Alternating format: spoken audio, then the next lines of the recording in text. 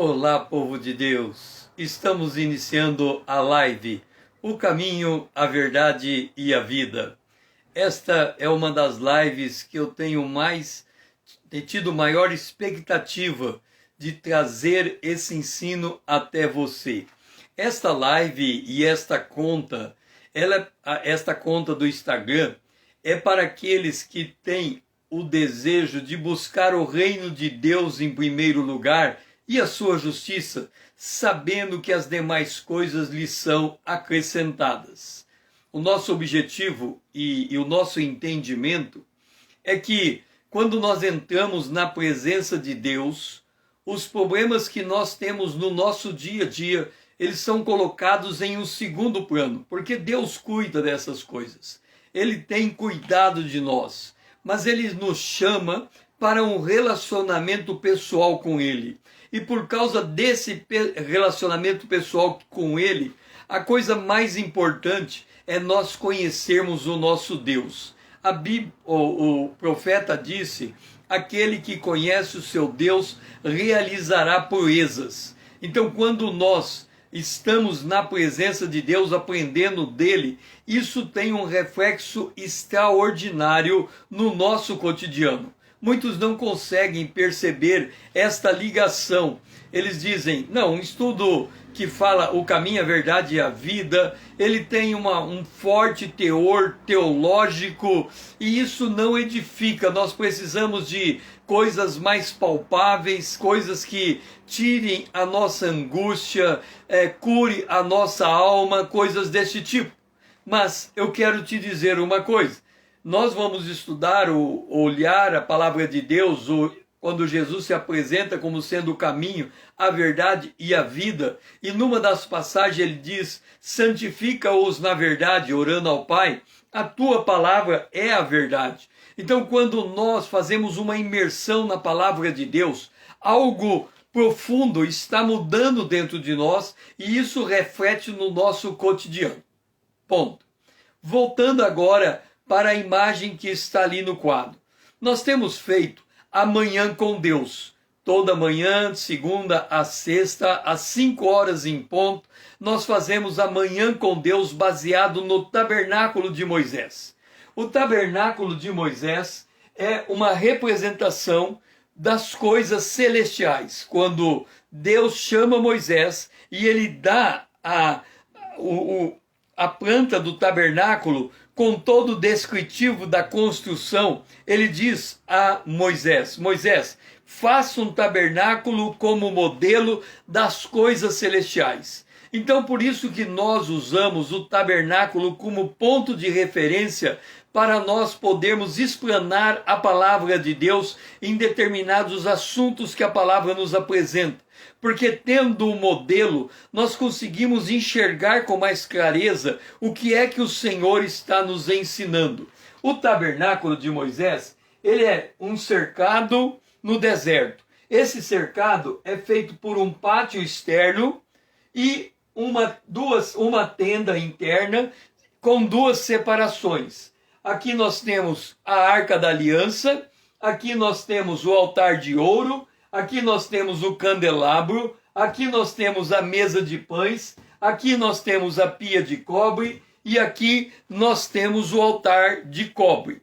O altar de cobre, dentro de toda a figura que é o tabernáculo de Moisés, é o local aonde o cordeiro foi sacrificado.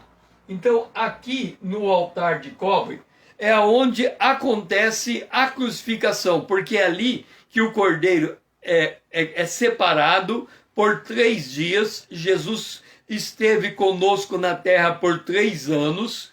Num dado momento, a mão do pecador é colocada sobre a cabeça da ovelha que está sendo oferecida em sacrifício. O pecado do pecador é transmitido para a ovelha, por isso é uma morte substitutiva, razão porque esta ovelha não pode ter defeito, e tendo ela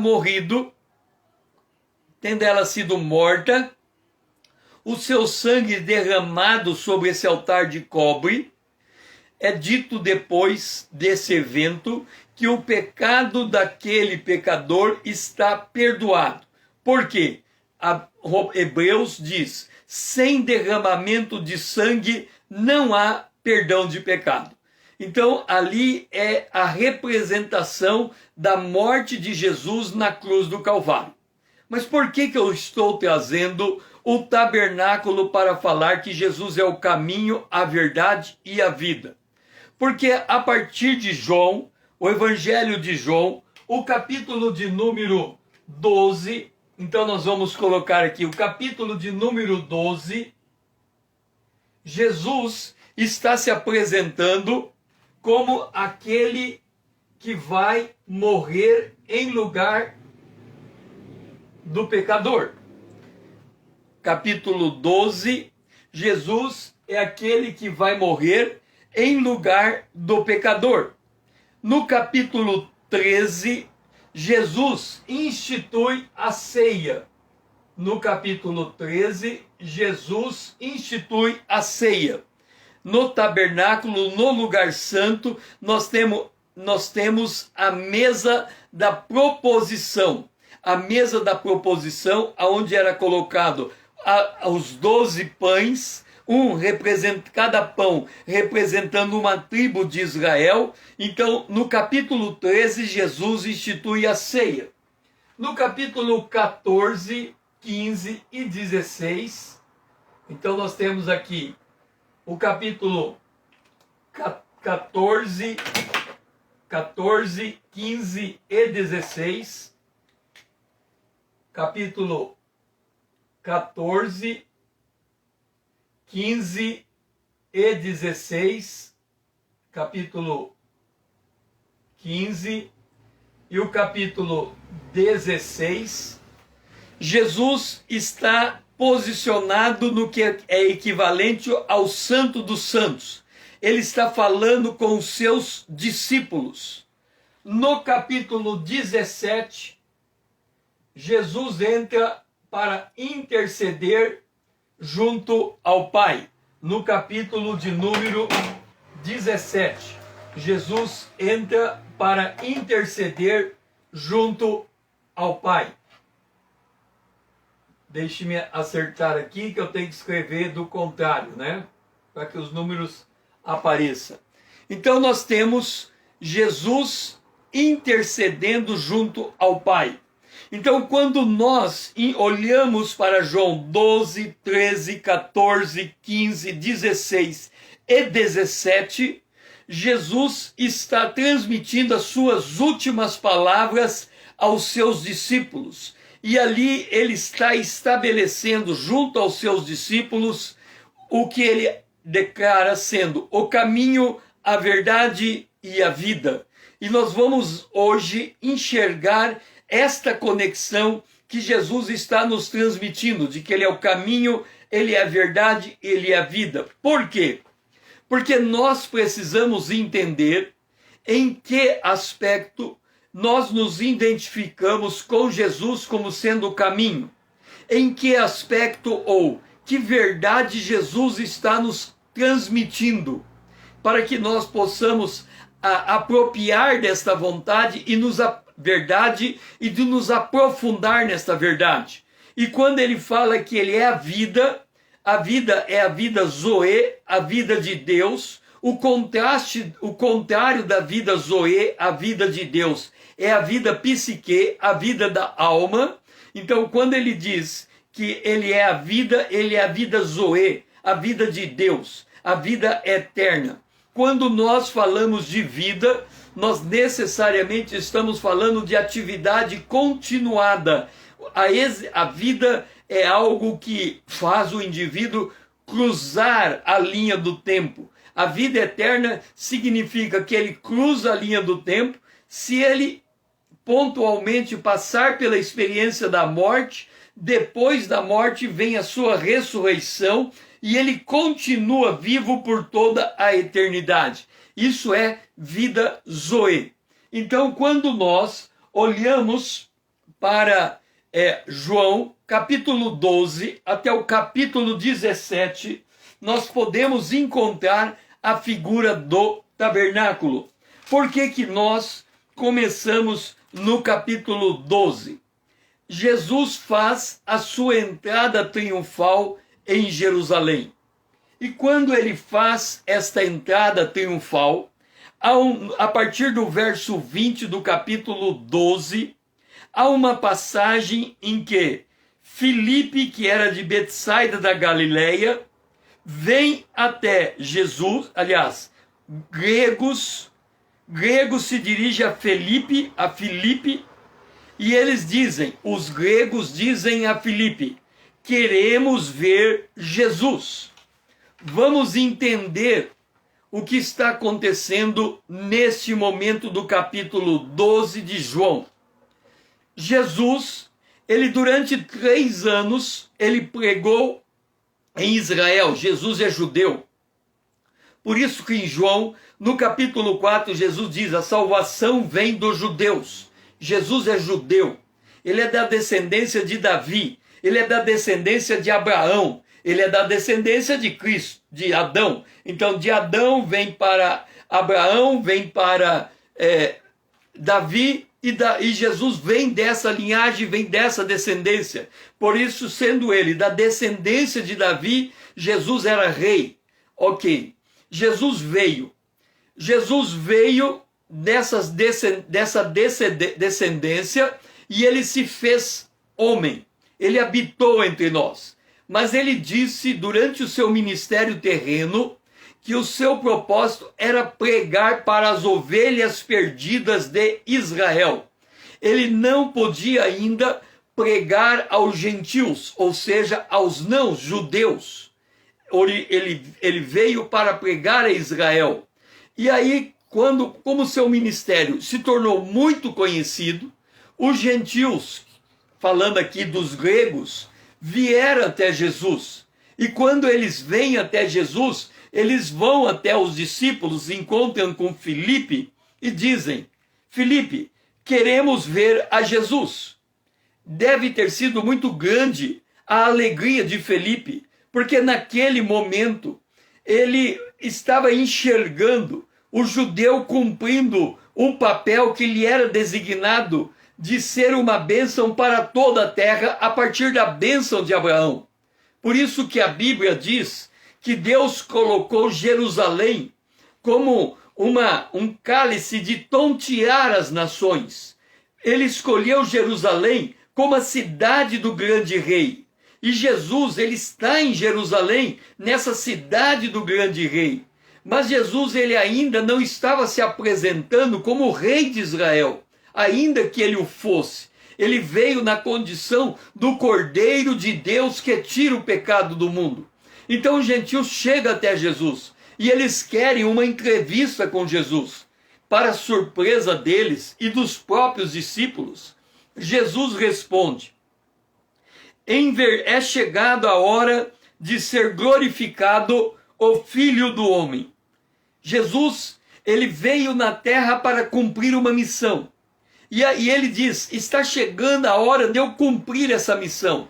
O apóstolo Paulo, aos Filipenses, ele retrata qual era a missão de Jesus. Ele disse que Jesus se esvaziou da sua divindade, sendo servo se fez homem, e foi obediente até a morte, e a morte de cruz. Então, a missão primordial de Jesus no seu ministério terreno era ir para a cruz do Calvário, porque ele era o Cordeiro de Deus, e lembra, representando o tabernáculo, a pia de cobre era o lugar de sacrifício do Cordeiro. Então Jesus disse, é chegada a hora do Filho do Homem ser glorificado. Quer dizer, ele esvaziou da sua divindade, ainda que ele era verdadeiro Deus, ele assumiu a condição de verdadeiro homem e abdicou de usar os seus poderes divinos. Então Jesus, semelhante a nós, ele passou por todo tipo de sofrimento e tentação que nós passamos, mas ele nasceu santo e permaneceu santo, como um cordeiro qualificado para aquela hora.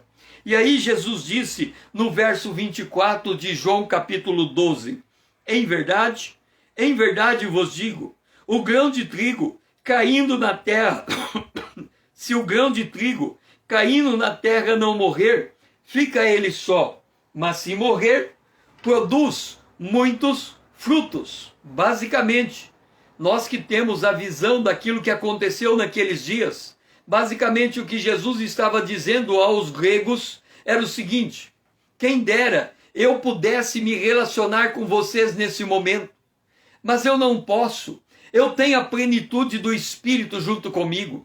Eu preciso morrer para liberar o Espírito Santo para vocês. Enquanto isso não acontecer, eu estou sozinho. Mas será que quando eu estiver morto, quando eu passar pela experiência da morte, eu vou poder dar muito fruto? Ou seja, Jesus iria morrer, ao terceiro dia iria ressuscitar, depois ele seria assunto aos céus e derramaria o Espírito Santo. Então o evangelho seria proclamado a todos os povos, raças, línguas e nações, como Jesus incumbiu os seus discípulos dizendo: ide por todo mundo, pregai o evangelho a toda criatura, e quem crer e for batizado será salvo. Portanto, Jesus estava dizendo que ele precisava passar pela experiência da cruz para que os gentios, retratada ali pela presença dos gregos, pudessem se relacionar com Jesus. Então o capítulo 12 está retratando Jesus na posição do cordeiro que vai morrer. Lembra que aos olhos de Deus, o cordeiro que morreu na cruz, ele é aquele cordeiro que no coração de Deus já havia sido morto desde a fundação do mundo. Então, quando Jesus ele está no capítulo 12 declarando a sua morte, ele está declarando como a cruz sendo um fato concreto que já aconteceu. Então, é assim que nós devemos entender a leitura do capítulo 12 até o capítulo 17. É como se Jesus tivesse passado pela essa primeira fase do tabernáculo, que é o altar de cobre, e dito: eu vou morrer nesse altar. Então ele declara a sua morte naquele lugar. Feita essa declaração de que ele iria morrer, e ele dizia: se alguém me serve, siga-me, e onde eu estou, ali estará também o meu servo. Se alguém me servir, o Pai o honrará. E aí ele diz: agora está angustiada a minha alma. Que direi eu? Pai, salva-me desta hora, quer dizer, salva-me da cruz? Não, foi precisamente para esse propósito que eu vim. A oração dele é outra. Não é para sair da cruz, é para enfrentar a cruz. Ele diz: Pai, glorifica o teu nome. E aí veio uma voz do céu: eu já o glorifiquei e ainda o glorificarei. Quer dizer, você vai morrer na cruz e você vai ressuscitar da morte. Eu ainda vou glorificar você. Observa que no capítulo 12 de João, ao mesmo tempo que Jesus anuncia a sua morte, ele anuncia o discipulado. Ele diz: se alguém me serve, siga-me. Ele tá declarando que ele vai morrer na cruz. E ele diz assim: se você quer me servir, siga-me. Siga-me para onde? Para a cruz. É por isso que Jesus, em outro lugar, ele diz: quem quiser vir após mim, negue-se a si mesmo, quer dizer, morra para a sua vontade, morra para o seu ego, morra para a sua vida própria, morra para a sua vida psique, negue-se a si mesmo, tome a sua cruz, isto é, instrumento de morte, toma a sua cruz e siga-me. Entenda, quando Jesus veio, ele humilhou a si mesmo, e ele tomou a forma de servo e se fez homem. O que ele está dizendo é que, se você quiser seguir as mesmas pisadas dele, você também tem que, vamos assim dizer, esvaziar dos teus poderes super-humanos. O que seria o poder super-humano nosso? Seria o orgulho, a soberba, a vaidade, a força da carne. Ele diz: abstém dessas coisas. Esvazie do seu ego, esvazie do seu eu. Tome a sua cruz como instrumento de morte. Quer dizer, se deixe humilhar, se deixe passar em situações constrangedoras, aceita o escárnio por amor ao meu nome de Jesus, e aí você segue-me. Então Jesus, no capítulo 12, ele está dizendo que ele vai morrer na cruz, e isso é um exemplo para nós que queremos andar nas mesmas pisadas de Jesus. Ponto. Então nós estamos aqui retratando o capítulo 12 de João, quando Jesus declara a sua morte na cruz. E aí nós chegamos no capítulo 13. Quando entramos no capítulo 13, lembra que Jesus separou para si 12 apóstolos. Entre os apóstolos havia um traidor. Então eram 12 apóstolos e um traidor. Se nós pegarmos todas as listas dos apóstolos que encontramos nos evangelhos, o nome de Judas é o último nome da lista em todas as listas. E acrescentado um epígrafe, o traidor. Então, os discípulos, quando andaram com Jesus, não conseguiram identificar na pessoa de Judas um traidor. No entanto, quando Jesus é traído e morto, depois que acontece tudo, eles voltam para trás e nos relatos que os apóstolos, que os autores dos evangelhos fazem, colocam Judas como o traidor. Mas no capítulo 13, quando Jesus entra no cenáculo, ele está junto com os 12 discípulos, inclusive Judas o traidor. O cenáculo, ali ele institui a ceia do Senhor. E o apóstolo Paulo, por exemplo, em 1 Coríntios, no capítulo de número 11, ele vai chamar a atenção no seu escrito do que aconteceu no cenáculo. E ele diz, lá no cenáculo, Jesus instituiu a ceia do Senhor. E aí, isso significa que enquanto a igreja estiver sobre a face da terra, nós encontraremos 11 discípulos e no meio dos discípulos um traidor. Alguém que não tem essa mesma comunhão, essa mesma sinergia, esse mesmo espírito do restante do corpo. Vai continuar. Por que vai continuar? Porque Jesus, quando ele fala do crescimento do reino de Deus sobre a face da terra, ele faz isso em 7 parábolas que nós encontramos no capítulo de número 13 de Mateus. Na segunda parábola, ele diz que o reino de Deus é semelhante ao joio que o inimigo veio de noite e plantou no meio do trigo. E uma vez que o joio nasceu no meio do trigo, ele continua misturado com o trigo até a consumação dos séculos, porque somente anjos têm o correto discernimento de separar joio do trigo. Portanto, nós, quando convivemos numa igreja local, nós convivemos com todo tipo de pessoa. Nós convivemos com joio, nós convivemos com trigo. Mas nós, de boa vontade, de boa mente, não podemos julgar quem é joio e quem é trigo, porque o discernimento cabal, apto a separar o joio do trigo, somente os anjos têm esta aptidão. Cabe a nós convivermos como irmãos, mesmo sabendo que entre nós possa aqui ou acolá ter um Judas. E é nessa condição que Jesus entra no cenáculo, que é a representação do lugar santo. Então, o primeiro lugar que nós vamos encontrar, aliás, quando ele vai para entrar no cenáculo, ele já está lá dentro. No capítulo 13, nós vemos assim, antes dele instituir a ceia, aparece o seguinte: levantou-se da ceia, tirou as vestimentas de cima e, tomando uma toalha, cingiu-se com ela. Verso 5 de 13.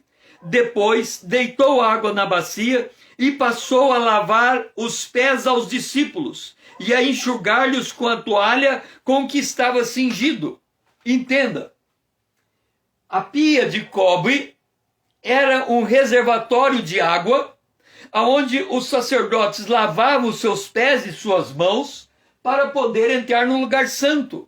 Então, aqui Jesus já está dentro do cenáculo. Mas se nós fôssemos posicionar Jesus à luz do modelo que é o tabernáculo, Jesus estaria na pia de cobre. Então vamos colocar aqui o capítulo 13 na pia de cobre. Na pia de cobre,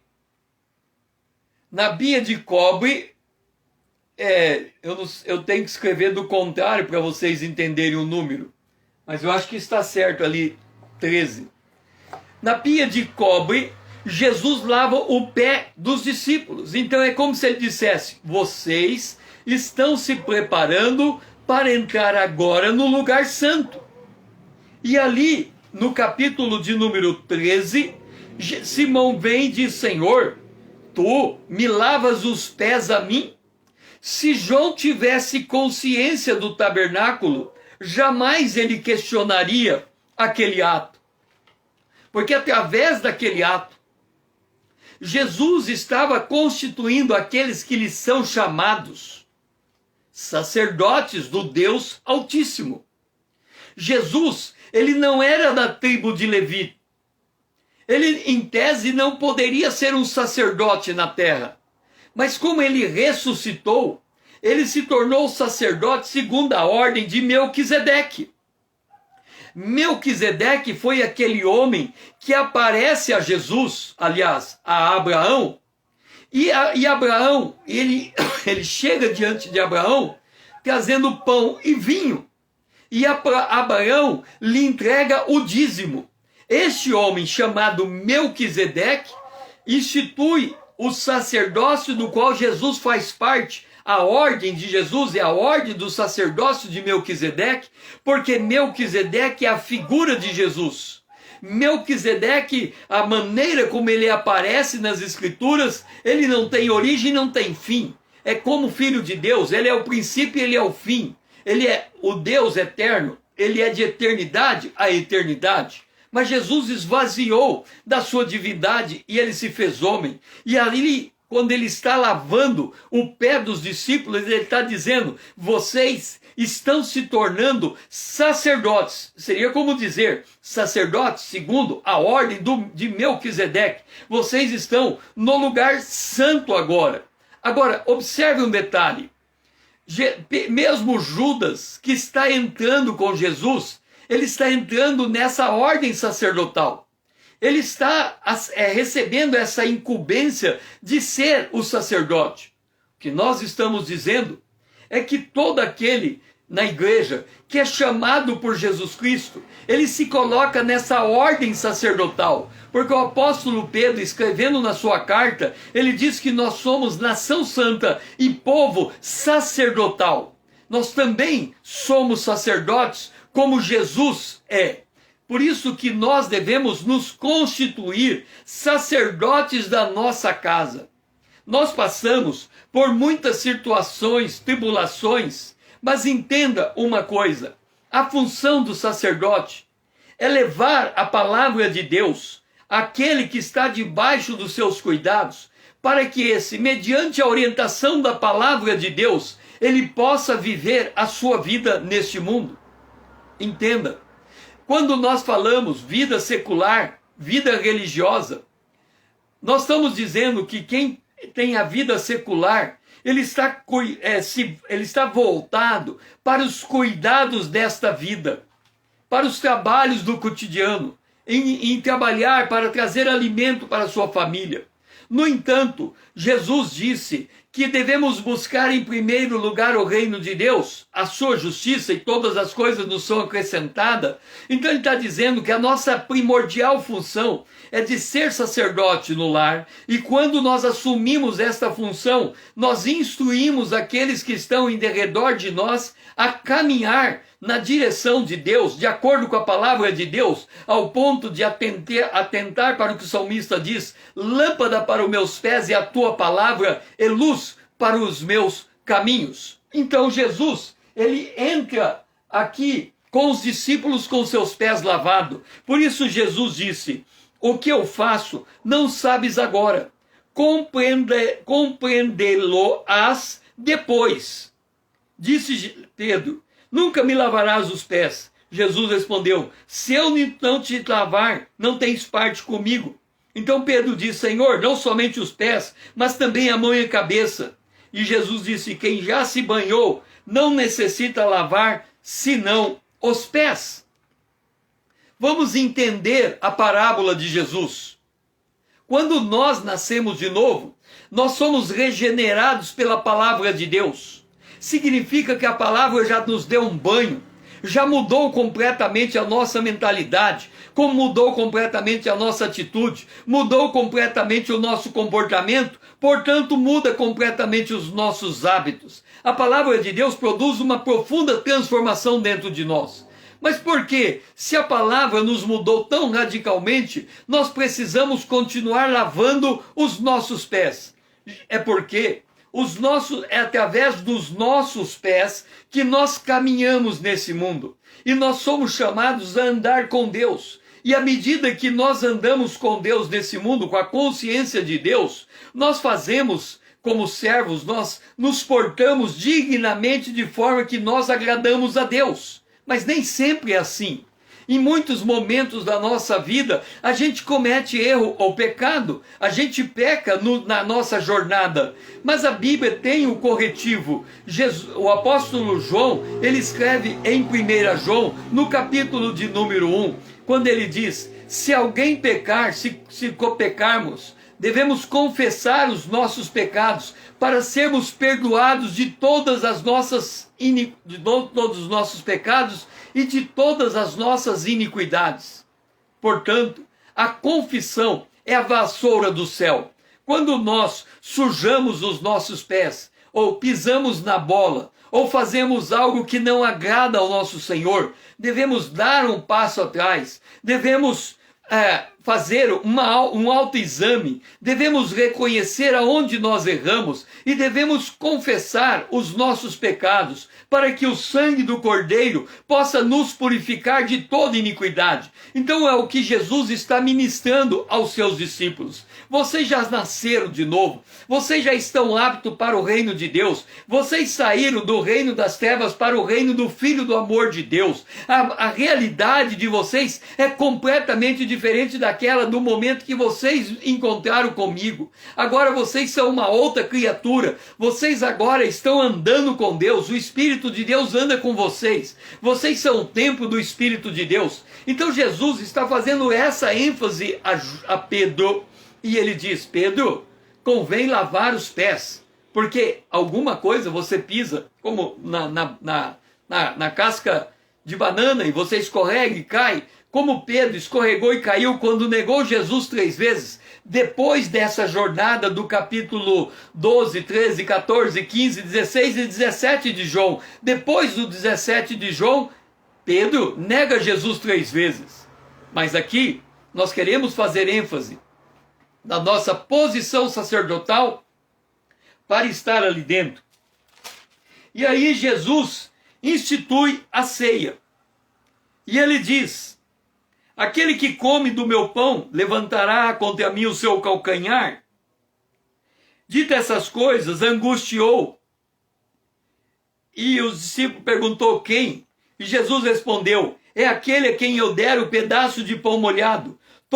Tomou, pois, um pedaço de pão, e tendo molhado, deu a Judas, o filho de Simão. Então Jesus, ele está distribuindo o pão. João, ele não conta exatamente como Jesus instituiu a ceia, falando do pão e do vinho e da nova aliança. Mas o fato de Jesus mencionar o pão e não o vinho, e o fato de Judas comer do pão e não do vinho, é muito significativo. Significa que Judas, que comeu o pão e não bebeu do vinho, significa que Judas não tinha consciência da regeneração, não tinha consciência da santificação, não tinha consciência da confissão, não tinha consciência do arrependimento. Por isso ele come um pão molhado. Molhado com o quê? Molhado com água, porque a água é a palavra de Deus. Judas andou 3 anos com Jesus, mas mesmo assim a palavra de Deus não ganhou compreensão no seu coração. E por isso ele nega Jesus ao vender Jesus como um escravo por 30 moedas, vendeu aos judeus e por conseguinte aos romanos para que Jesus fosse crucificado. Então nós temos que entender que neste momento a Bíblia diz que imediatamente entrou em Judas Satanás. Então Jesus disse: agora vai, faça o que você tem que fazer. E aí Judas se retira do tabernáculo, do cenáculo. Quando ele se retira do cenáculo, quem é que fica? Jesus e 11 discípulos. Os 11 discípulos que não negaram Jesus até o final da vida deles. Os 11 discípulos, que depois é somado com mais um, voltando a ter o número de 12, que são aqueles que vão ser as 12 os 12 muros de Jerusalém. Jerusalém tem 12 muros, e os muros têm o nome dos apóstolos, que são os discípulos escolhidos por Jesus. Jesus escolheu 12 apóstolos. Ok? Então agora, quando nós chegamos no capítulo 14, Judas, o traidor, não está mais presente. O que significa isso? Significa que quando lemos o capítulo 14, o capítulo 15, o capítulo 16, o capítulo 17, nós estamos pisando no mais santo de todos os lugares. Lembra de Moisés? Quando Deus se apresenta para ele e diz: Moisés, tira a sandália dos teus pés, porque o lugar que você está é terra santa. Lembra que Jesus lavou os pés dos discípulos, como quem diz: vocês estão num ambiente absolutamente santo. Vocês estão dentro da minha intimidade. Daqui a um instante eu vou falar direto com o meu Pai e vocês vão estar junto comigo ouvindo a oração que eu vou fazer ao Pai. Então eu estou chamando vocês para o mais íntimo convívio que um ser humano pode ter com o seu Deus no planeta Terra.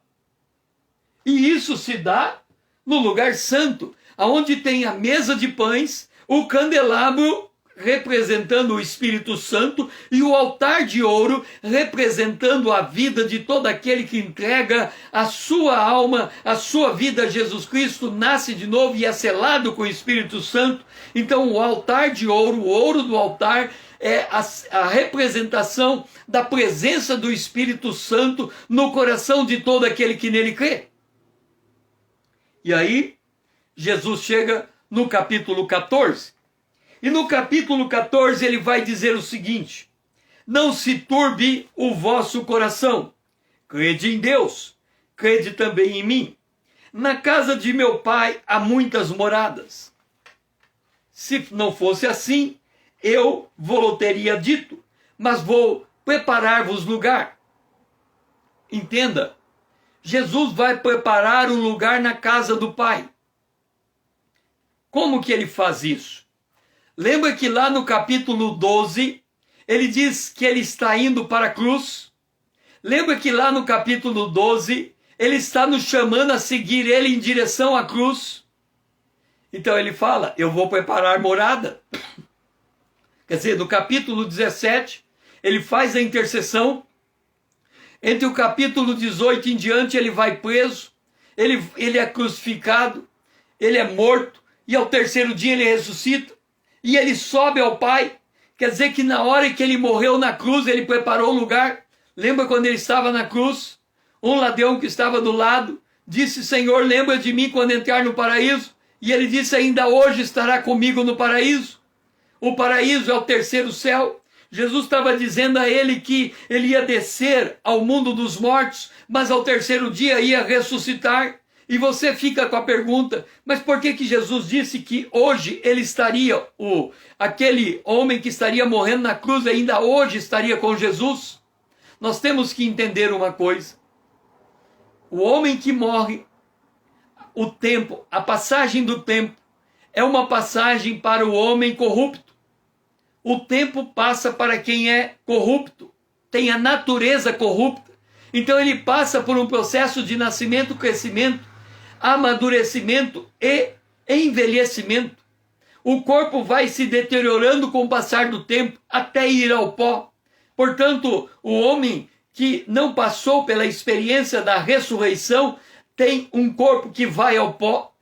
E Jesus disse: mas eu vou te ressuscitar e você vai estar comigo no paraíso. Significa o que Jesus está dizendo ali para aquele homem na cruz, e é uma palavra para cada um de nós, é que quando nós morremos, o tempo para de contar, mas haverá o momento que a trombeta vai soar, e no abrir e piscar de olhos, os que estiverem mortos ressuscitarão primeiro, e nós, os que estivermos vivos, seremos levados aos ares, ao encontro de Jesus com o nosso corpo glorificado. Portanto, para aquele ladrão na cruz, quando ele fechou os seus olhos na cruz, o tempo parou de contar para ele.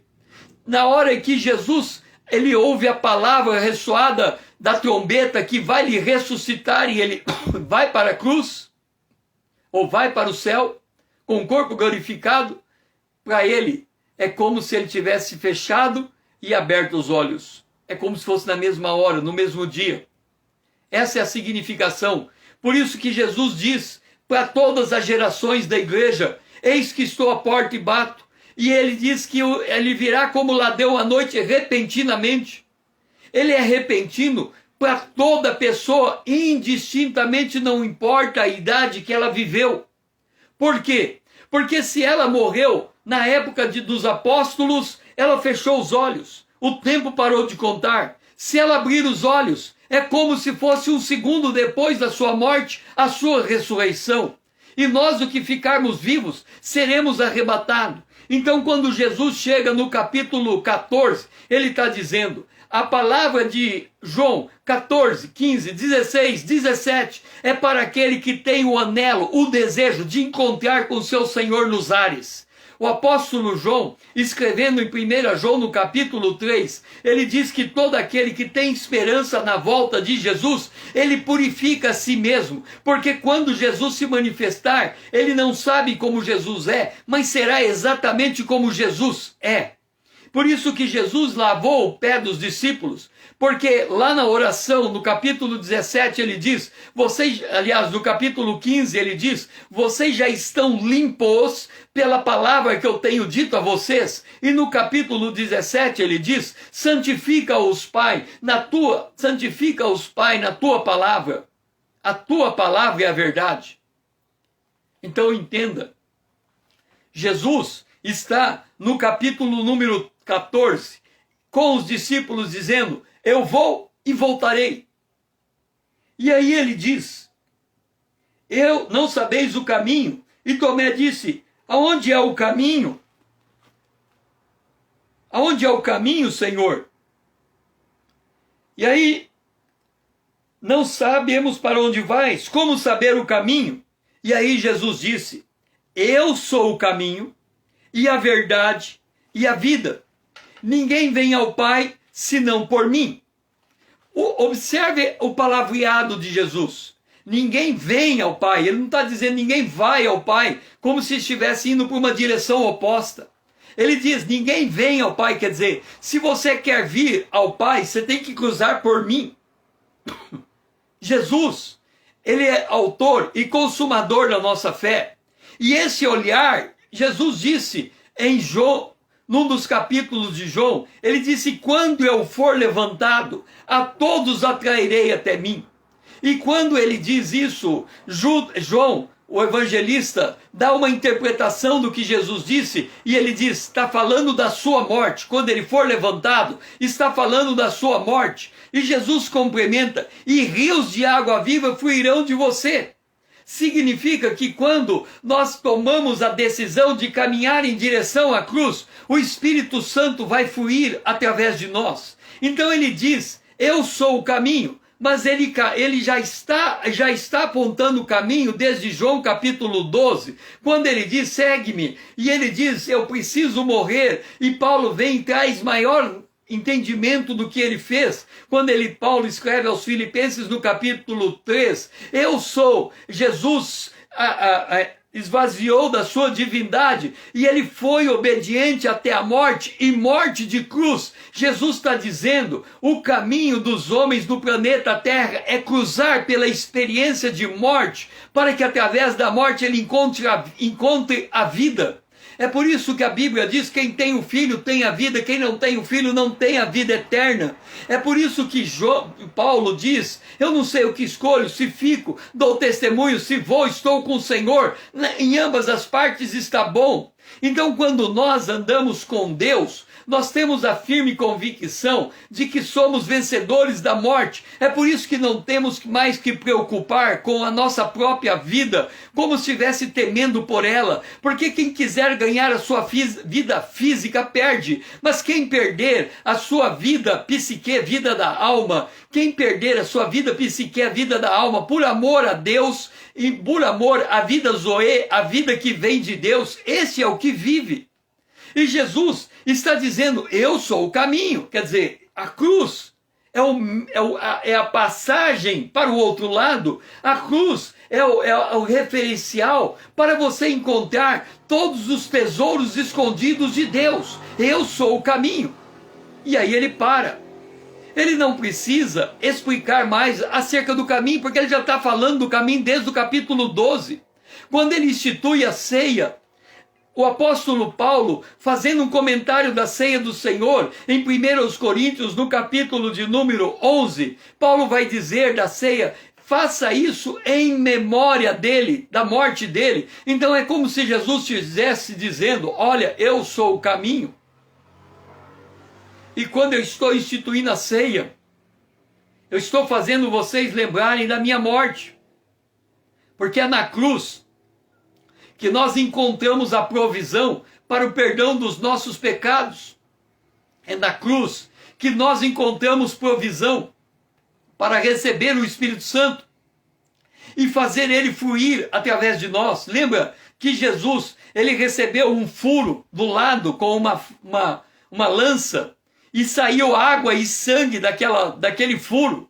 Então, quando nós estamos cheios da palavra de Deus, quando a palavra de Deus habita ricamente em nós, sai da nossa boca água e sangue, quer dizer, o sangue para o perdão dos pecados e a água que é a palavra de Deus. Jesus, ele diz, eu sou o caminho, mas agora vem a verdade. E qual é a verdade? Porque ele diz, eu sou a verdade, e os discípulos precisavam entender qual era a verdade. E aí ele diz, olha, a primeira coisa que vocês têm que entender acerca da verdade é que eu rogarei ao Pai e ele vos dará outro Consolador. Esta é a verdade. A verdade é que a morte da cruz está propiciando para nós a graça divina de sermos o templo do Espírito Santo. É como se ele dissesse o que ele disse a Moisés, me faça o tabernáculo no deserto, porque eu vou habitar com vocês naquele tabernáculo. Então, quando ele está dizendo, eu vou derramar o Espírito, o Espírito Santo ficará convosco, no capítulo 14, o verso 17, ele diz, o Espírito da verdade, que o mundo não pode receber porque não o vê nem o conhece, vós o conheceis, porque ele habita convosco e estará em vós. Esta é a verdade. Entenda, a verdade pela qual Jesus morreu é para nos reconciliar com Deus de forma tão plena e cabal, ao ponto de nos justificar pela sua morte na cruz, aliás, de morrer pelos nossos pecados na cruz, e justificar mediante a sua ressurreição, para nos colocar assentado nos lugares celestiais em Cristo Jesus, colocando debaixo dos nossos pés todo principado, potestade, dominadores e hostes espirituais malignas. Então Jesus está dizendo que, olha, você quer conhecer a verdade? A verdade é esta, você vai se tornar templo do Espírito Santo, habitação de Deus. E aí vem uma pergunta. Lembra lá atrás, no capítulo 12, quando ele diz, lá no capítulo 12, acerca da sua morte, ele diz: se alguém me serve, siga-me. Você quer seguir Jesus? Você quer aprender a andar com Deus? Você quer aprender a enfrentar toda e qualquer situação da tua existência mediante a presença de Deus em sua vida? Então você tem que conhecer essa verdade. Esta verdade, ela é tão profunda que toda a oração sacerdotal, quando Jesus vem para o capítulo 17 de João, ele está no Santíssimo Lugar. E ele é como se ele dissesse o seguinte: olha, no Antigo Testamento, somente o sumo sacerdote, uma vez por ano, podia entrar no Santo dos Santos para falar com o Pai.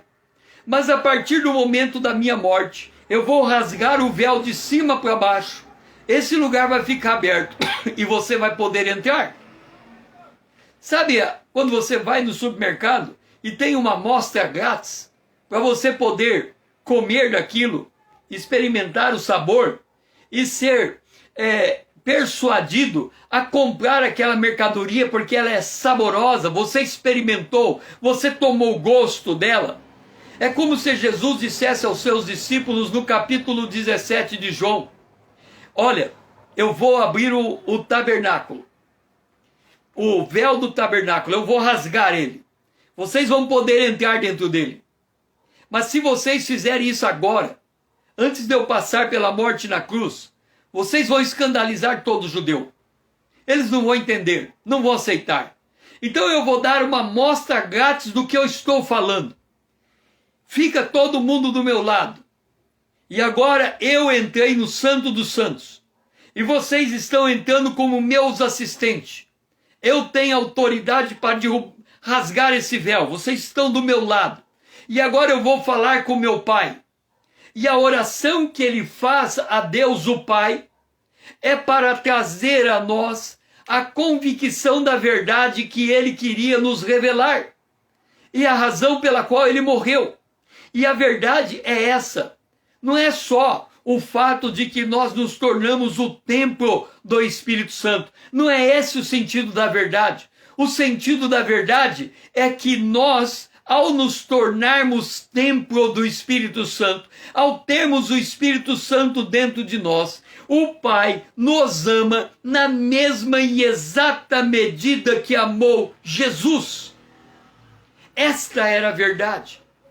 Era como se Jesus dissesse: eu não tenho vergonha de chamar vocês de meus irmãos.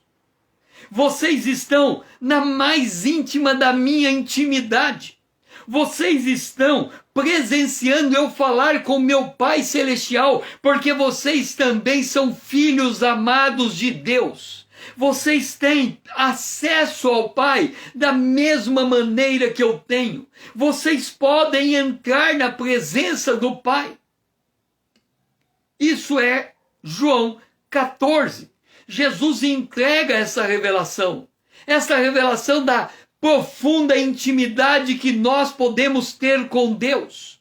E aí ele chega no capítulo 15, agora ele tem que explicar o terceiro conceito. No capítulo 12 de João, com o capítulo 13, ele explicou o conceito da sua morte e o caminho. No capítulo 14, com o capítulo 17, ele explicou o conceito da verdade, que é a mais profunda manifestação de Deus no meio dos seres humanos, quando ele escolhe homens caídos e manchados pelo pecado, e ele lava com sua palavra, e ele justifica com a morte e ressurreição de Jesus, e ele regenera com a ação soberana do Espírito Santo, e ele coloca esse homem assentado na presença de Deus. Esta é a verdade que nós precisamos ter no mais profundo do nosso ser.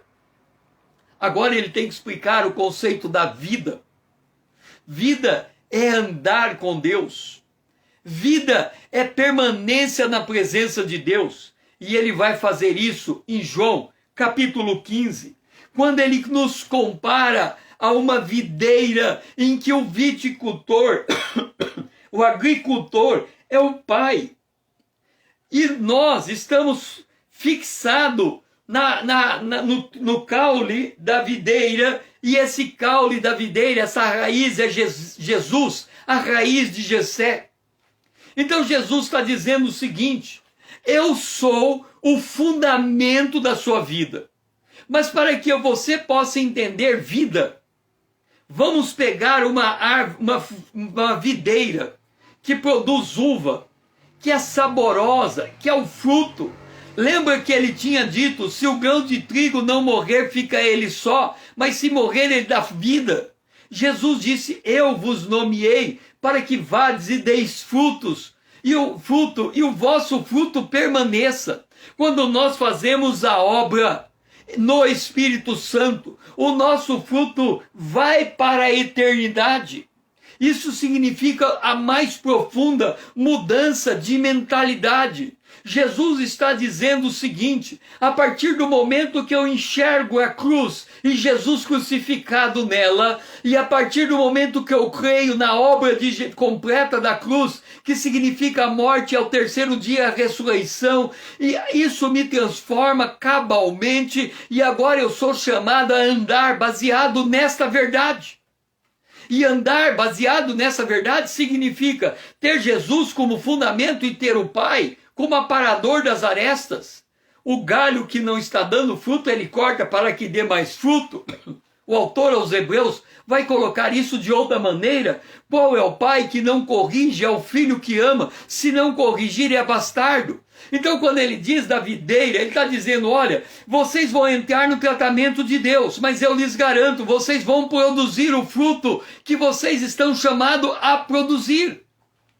Por isso que o salmista, no Salmo de número 1, ele vai dizer: bem-aventurado o homem que ele é como uma árvore plantada junto à corrente de águas, que no devido tempo dá o seu fruto.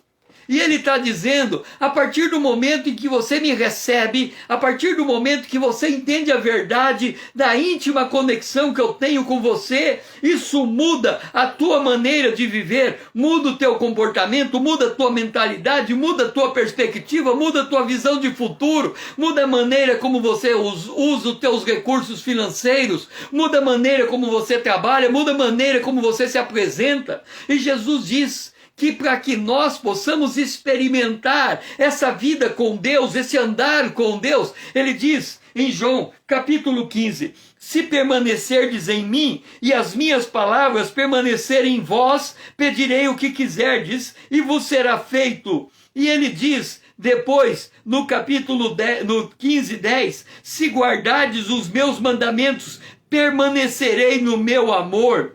Assim como também eu tenho guardado os mandamentos de meu Pai, e no seu amor eu permaneço. Então Jesus está dizendo que da mesma maneira que o Pai nos ama Jesus, ele nos ama. Não há diferença. E ele diz: o meu mandamento é este, que vos ameis uns aos outros. Então é nesse contexto que ele apresenta o seu mandamento. E ele diz: já vocês são meus amigos, se fazem o que eu mando. Eu não chamo mais vocês de servos, porque o servo não sabe o que faz o seu senhor, mas eu tenho chamado amigos, pois tudo quanto ouvi do meu Pai, eu vos tenho dado a conhecer. Nós, e aqui está a essência da verdade, que se transforma em vida com Deus. Nós somos amados por Deus, exatamente igual Deus amou a Jesus. Nós somos chamados a viver no planeta Terra, exatamente igual Jesus viveu. Nós temos que aprender a converter toda e qualquer circunstância numa jornada com Deus, ao ponto de podermos declarar: nós somos peregrinos e estrangeiros na terra. Todas as nossas atividades são feitas em Deus. Os nossos frutos são obras do Espírito de Deus através de nós. A seiva flui quando nós aceitamos o caminho do discipulado, a poda da correção e o amor à palavra de Deus para transmitirmos aquilo que Deus tem feito conosco. Assim termina esta live. Que você possa ter recebido esta amostra grátis, possa ter entendido o grande privilégio pelo qual Deus te chamou e possa ter essa disposição de se tornar discípulo para peregrinar nesta jornada. E eu estou aqui para ajudar você nesse propósito, para compartilhar com você o que Deus tem colocado no meu coração, para que juntos possamos edificar a nossa fé e fazermos esta jornada com Deus. Que o Senhor seja louvado e que você possa estar comigo amanhã às 20 horas em mais uma live. Ainda não sei qual será o tema da live que teremos amanhã, mas você será profundamente abençoado. Agora, faça o seguinte, pega esse aviãozinho, mande essa mensagem ao máximo de gente que você conhece, para que eles possam receber isso como uma amostra grátis do que Deus quer fazer na vida deles. E se una a essa conta comigo aqui no Instagram me seguindo, para que nós possamos fazer uma grande comunidade daqueles que apreciam andar com Deus, que apreciam colocar o reino de Deus e a sua justiça em primeiro lugar, sabendo que as demais coisas lhes são acrescentadas. Eu lhe chamo a compartilhar comigo esta jornada rumo ao arrebatamento da igreja, porque Jesus está voltando e ele, nesse contexto, é que ele ensinou o caminho, a verdade e a vida. O caminho é a cruz, a verdade é a nossa profunda e íntima comunhão com Deus, e a vida é o agir de Deus através de nós em testemunho daquilo que Deus está fazendo em nossas vidas, alcançando outras vidas ao Senhor. Venha para esta conta do Instagram, me siga também e vamos aumentar esta comunidade. Distribua esse vídeo. Que o Senhor seja louvado.